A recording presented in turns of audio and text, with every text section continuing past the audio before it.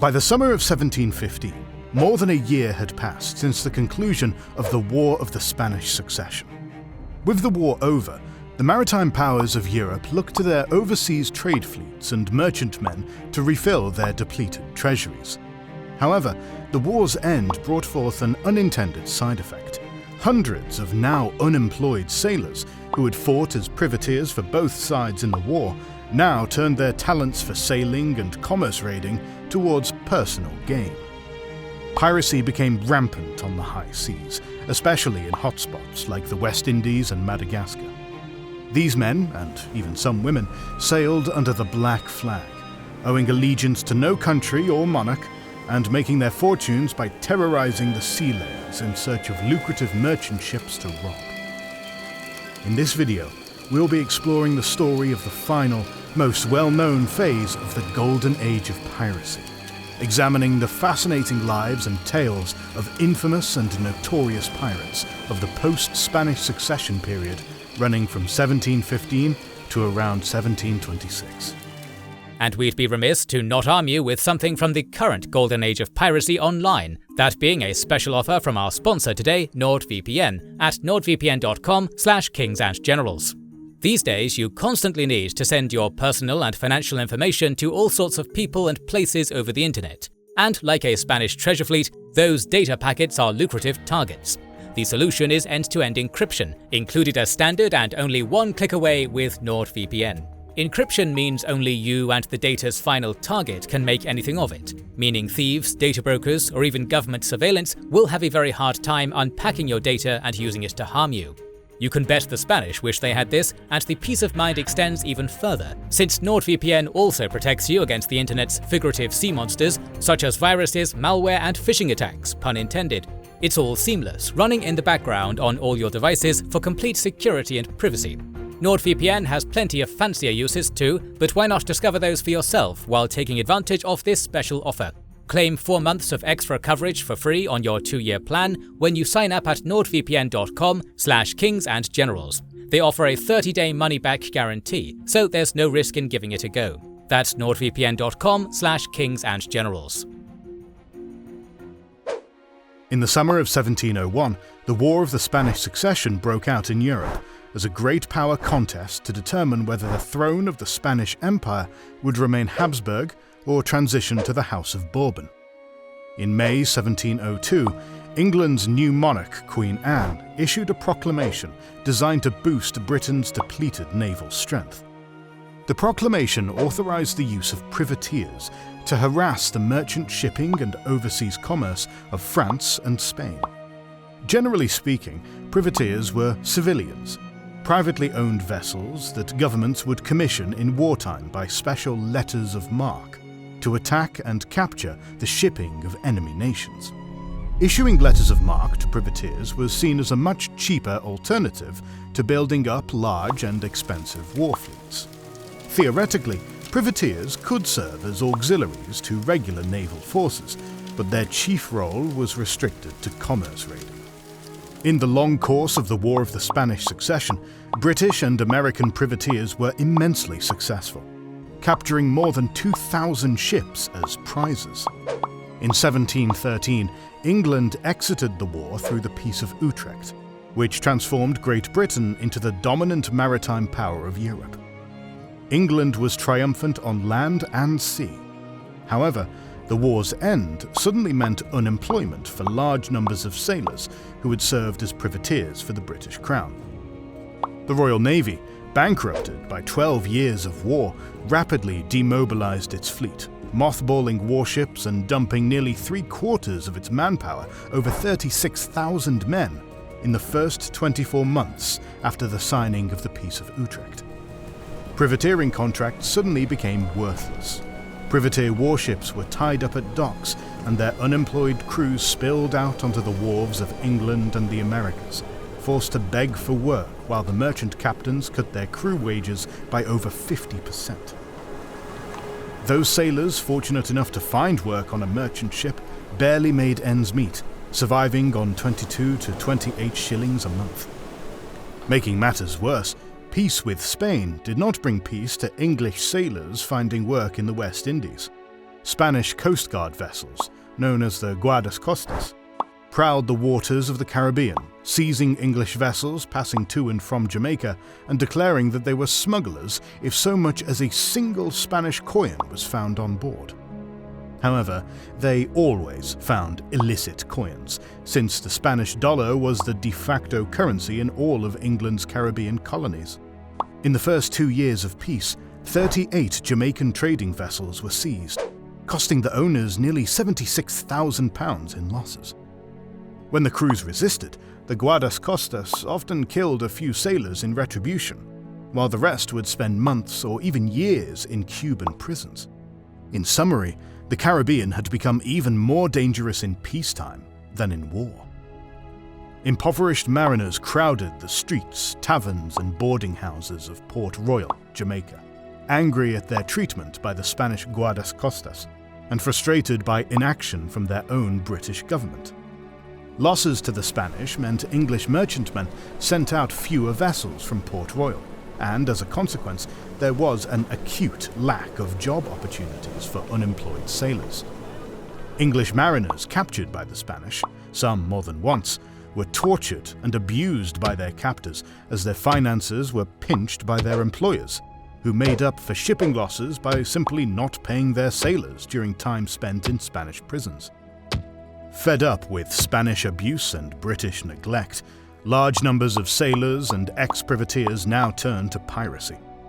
The war had inadvertently trained thousands of new pirate recruits. One of the very first to turn pirate was Benjamin Hornigold, and he took with him Edward Teach, or Thatch. Both had served together aboard Jamaican privateers during the war and had become unemployed with the peace. By the summer of 1713, both were fed up with poverty in Port Royal and angry at the Spanish Guardas Costas.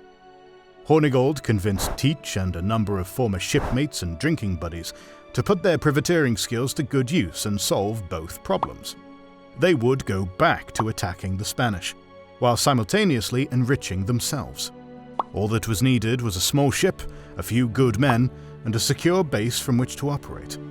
Hornigold knew just the place, and it was right there in the Caribbean, the Bahamas. During the war, there had been fierce fighting in and around the sparsely inhabited islands of the Bahamas, most of it centered around the one island with the most commercial importance, New Providence.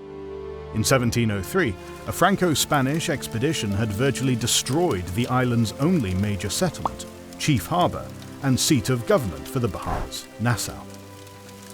In the year after the sack of Nassau, the governor of the Bahamas abdicated, and in the following years many of the town's inhabitants gave up and fled to the mainland.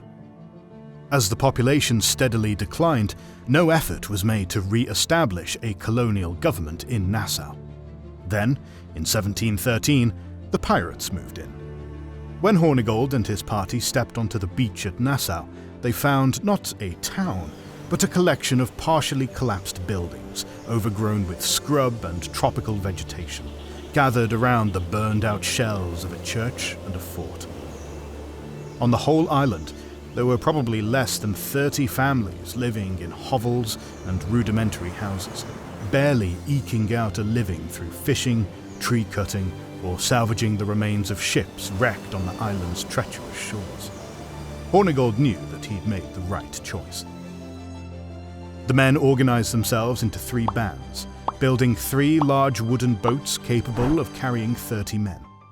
Over the next 6 months, Hornigold and his band of pirates attacked small Spanish trading vessels and isolated sugar plantations from the Straits of Florida to the shores of Cuba. Hornigold's crew returned to Nassau laden with expensive Silesian linens, Asian silks, silver coins stolen from Spanish vessels, and rum.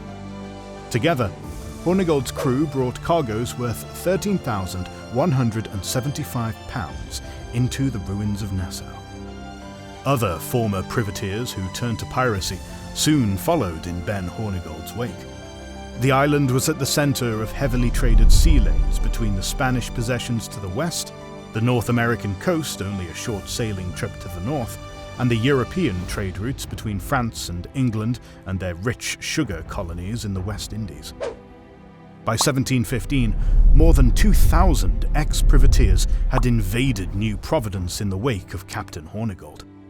They referred to their anarchic state as the Republic of Pirates.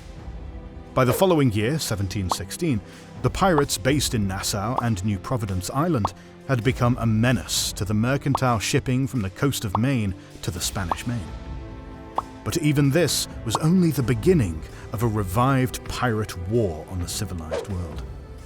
On July 24th, 1715, the annual Spanish treasure fleet departed Havana bound for Cadiz, Spain, heavily laden down with a vast cargo of jewels, gold and silver, valued at around 14 million pesos. A week later, the fleet became caught in a vicious hurricane, and all 11 treasure galleons were wrecked on the eastern shore of Florida. Spanish vessels from Havana were dispatched to salvage the wrecks, working with diving equipment to recover the sunken treasure. The Spaniards recovered several million pieces of eight, most of which they transported to the fortress in Havana. But some 350,000 pieces of eight still awaited transport, and this silver was being held in a guardhouse on shore under the watchful eyes of 60 armed men.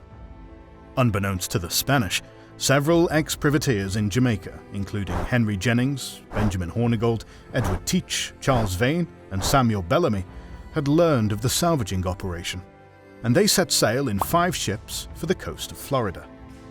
The small flotilla of around 300 men attacked the Spanish guards and then seized the waiting treasure, carrying it off towards Jamaica. However, upon reaching Jamaica, the pirates were shocked to discover they were not welcomed with open arms. The Spanish had complained to the governor of Jamaica, Lord Archibald Hamilton, pointing out that there was a peace treaty in force and they demanded the return of the silver. Since the war was now long over, Lord Hamilton let the ex-privateers know that they would not go unpunished. And so, the pirates set sail for Nassau and established it as their main base. Most Nassau pirates concentrated their raiding on the trade between Britain and her American colonies. One particular effect of the pirate presence in the Caribbean, often complained of by planters and merchants, was the unrest spread among the African slaves who worked in the cane fields of the Sugar Islands.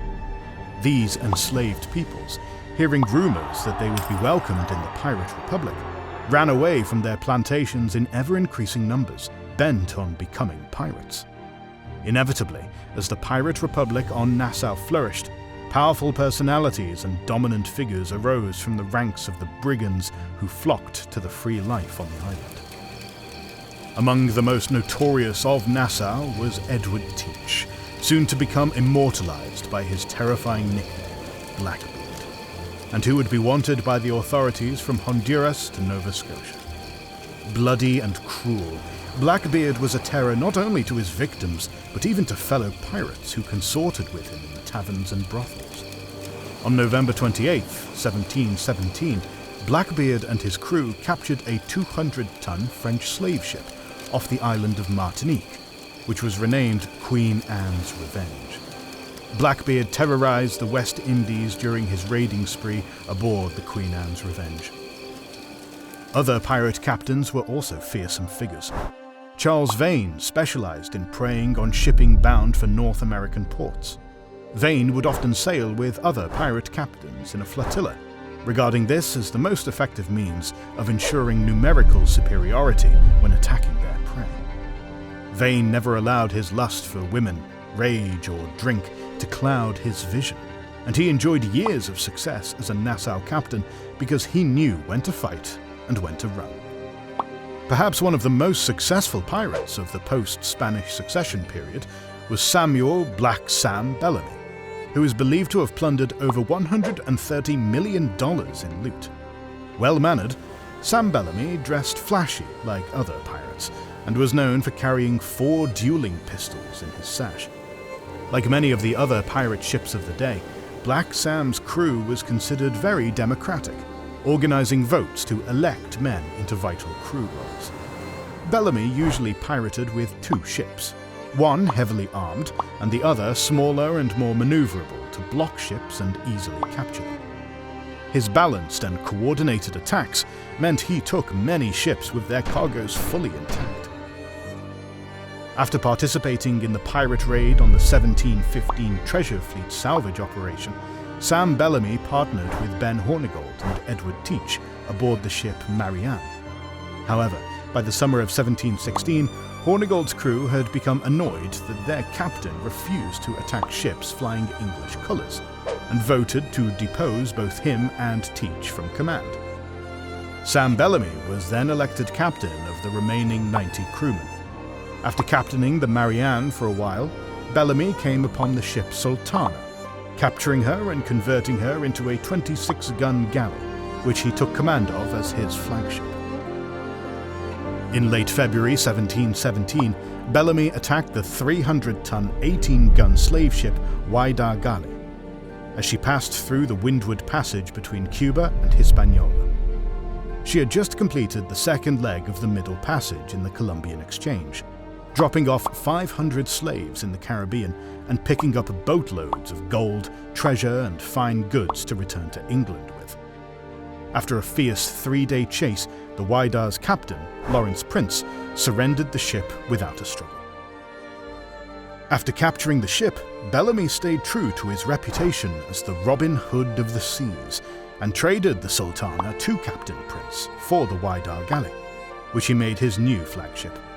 Captain Bellamy and his crew then spent the next several months pirating off the coast of the British North American colonies. Another ex-privateer who journeyed to Nassau and later became a notorious pirate captain was Calico Jack Rackham.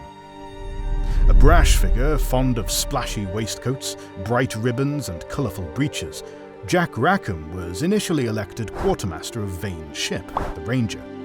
But his real fame and reputation came later when he met and wooed a flamboyantly beautiful Irish woman named Anne Bonny, whom he took pirating with him.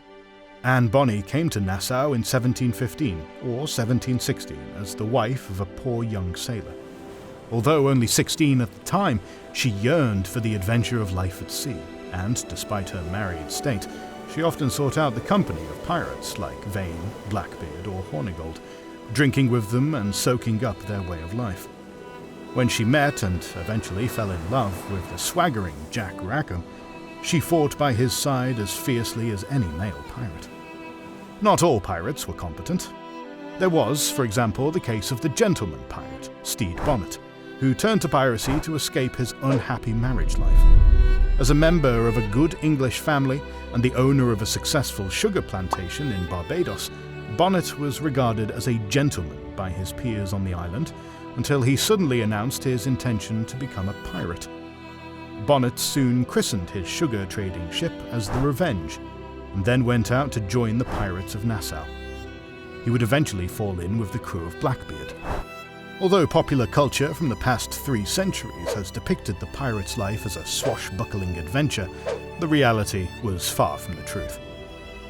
Life aboard pirate ships during the Golden Age was crowded and dirty. Pirate crews were much larger than those of merchant ships, and men were crowded closely together aboard their ship. Add to this the intense heat of the tropical West Indies, the liberal use of alcohol, and the touchy pride of men who jealously defended the equality they gained by joining the democracy of pirates, and it's clear to see that maintaining discipline aboard these rowdy ships was no easy task. Pirate society was governed by the articles the crewmen and officers signed on joining, which were an attempt to impose a legal system all could agree on. One common pirate article required every man keep his weapons clean and ready for use at any given moment. Gambling was usually banned on board the ships, and drinking was usually restricted to the top deck to prevent fires breaking out in holds. Contrary to the popular culture's depiction of ruthless, tyrannical pirate captains lording over their crews, the majority of pirate crews were highly democratic and organized shipboard elections to choose the most able or popular sailors to important leadership and officer roles such as captain and quartermaster.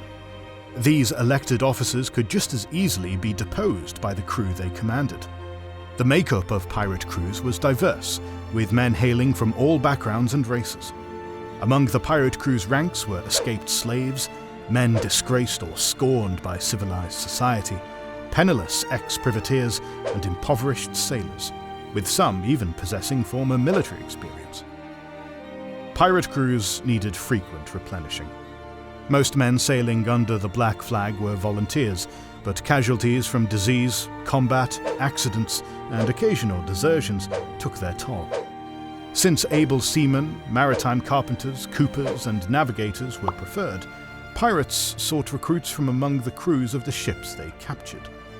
Pirates did not like risking injuries to themselves or damage to their prizes, so when ships ran or fought, their captains were usually punished severely.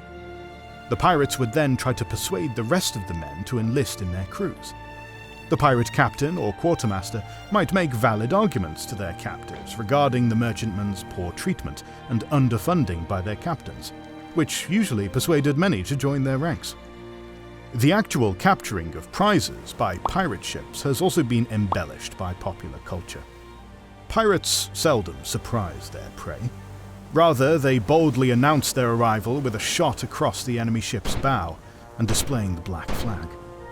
As they closed with their victims, pirates usually appeared on deck drunk and heavily armed.